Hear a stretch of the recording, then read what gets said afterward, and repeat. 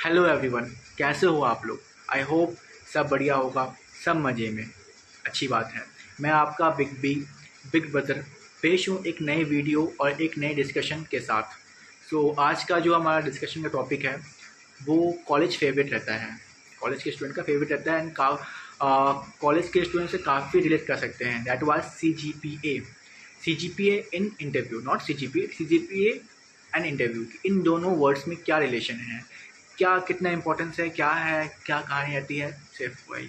तो आज हम जानेंगे कि क्या सी जी पी इम्पोर्टेंट करता है, कितना करता है, अगर करता है तो कितना सी जी पी इम्पोर्टेंट, कितना सी जी पी इनफ है। तीसरा पॉइंट, क्यों करता है। ठीक है। Comes on first point. भाई सी जी पी इम्पोर्टेंट करता है कि नहीं, तो short answer is yes, C G P importance करता है, उसकी इम्पोर्टेंस है। ठीक है, आप उस पर ध्यान दें। दूसरा पॉइंट, कितना करता है। अगर मैं ओवरऑल बात करूं, 7.5 इज सेफ स्कोर। ठीक है, 7.5 स्कोर बहुत यानी कि medium level company as a eligibility criteria रखती है। कोई अच्छी कंपनी है, इसको और फिल्टर आउट करना है स्टूडेंट्स को, तो वो 8 रखती है। और अगर कुछ बहुत कम कंपनियां होती हैं जो 6 रखती हैं, तो ये था एलिजिबिलिटी, लेकिन 7.5 इज सेफ स्कोर।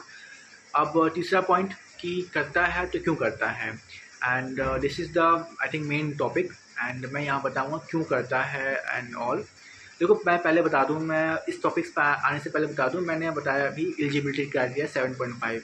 यार तुम एलिजिबिलिटी के पीछे क्यों जा रहे हो। आजकल नहीं कि मार्केट में जॉब वैसे है, ऐसा नहीं है, लेकिन कैंडिडेट भी हैं।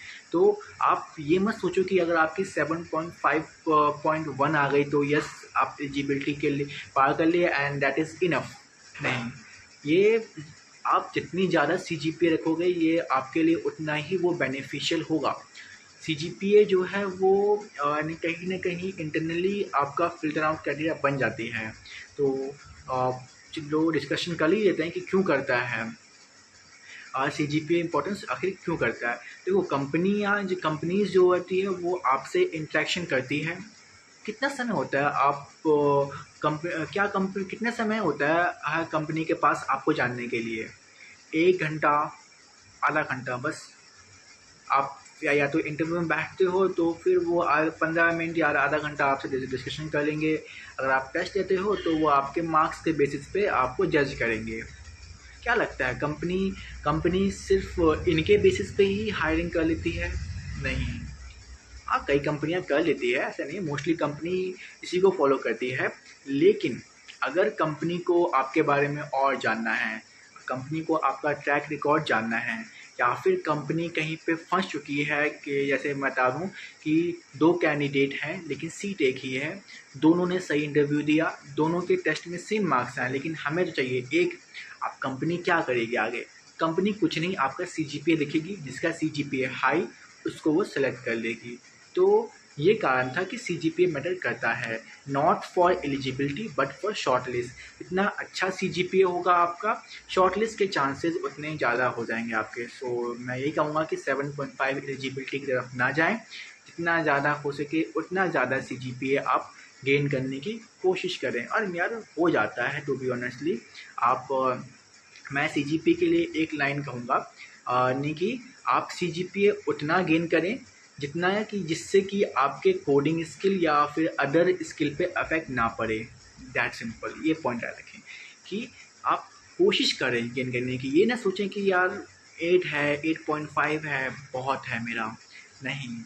या फिर आप क्लास में सबसे ज़्यादा 8.5 आपके पास है और आपके हाईएस्ट है। नहीं, जितना ज़्यादा ला सकते हैं उतना लाएँ, दैट इज़ इनफ। हाँ, मैं ये नहीं कह रहा कि सिर्फ सी जी पी ए ही लाएँ, 9.9 सी जी पी ए लाएँ एंड रेज्यूमे में मैंशन कर 9.9 C G P A, but test and interview clear ना कर पाए, वो बेनिफिशियल नहीं। Second, C G P A is the secondary or the secondary parameter for filtering and internal parameter. अच्छा, कभी नहीं बोलेगा कि आपको हमने सी जी पी ए कारण रिजेक्ट किया है।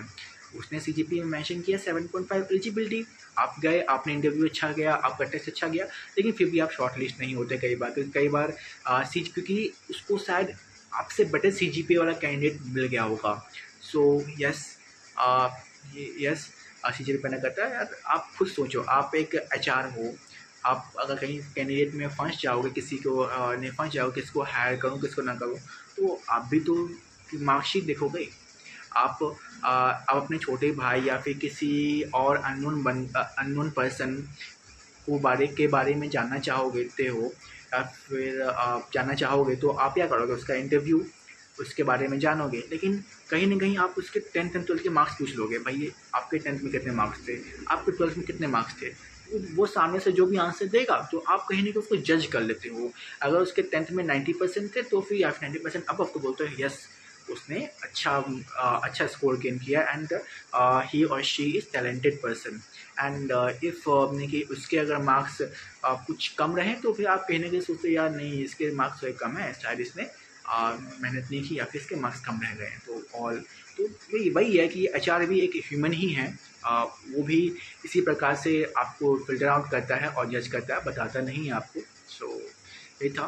तो कोशिश करें कि ज़्यादा से ज़्यादा सीजीपीए लाएँ एंड ये आ जाती है, कोई दिक्कत वाली बात नहीं है।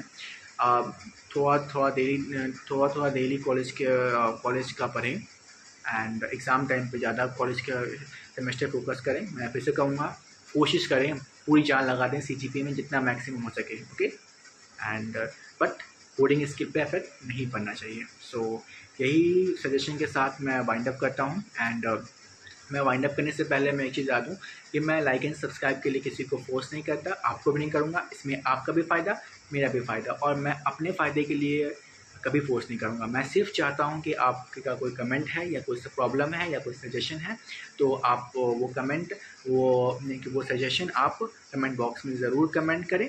आप तब तक के लिए गुड बाय एंड अपना बहुत ख्याल रखें, एनसीजीपी पे ध्यान दें। तो मिलते हैं नेक्स्ट वीडियो में नए डिस्कशन के साथ, तब तक के लिए गुड बाय।